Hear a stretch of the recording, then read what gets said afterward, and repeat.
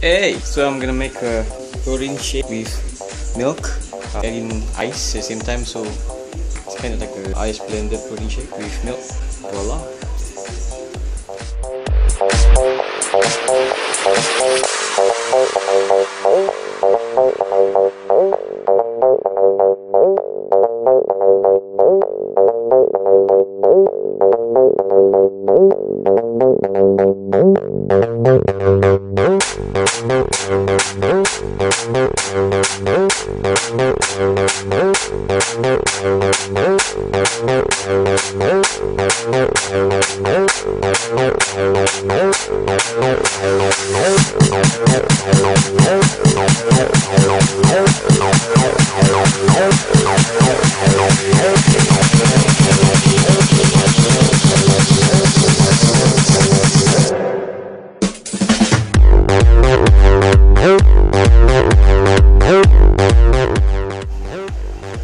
So this is about 2 scoops of whey protein isolate, banana flavor, about 1 heaping tablespoon of the Omega Nestle powder milk, about 8 ice cubes. My younger sister helped me with about roughly 250 milliliters of plain water. Blended it and it goes down smooth.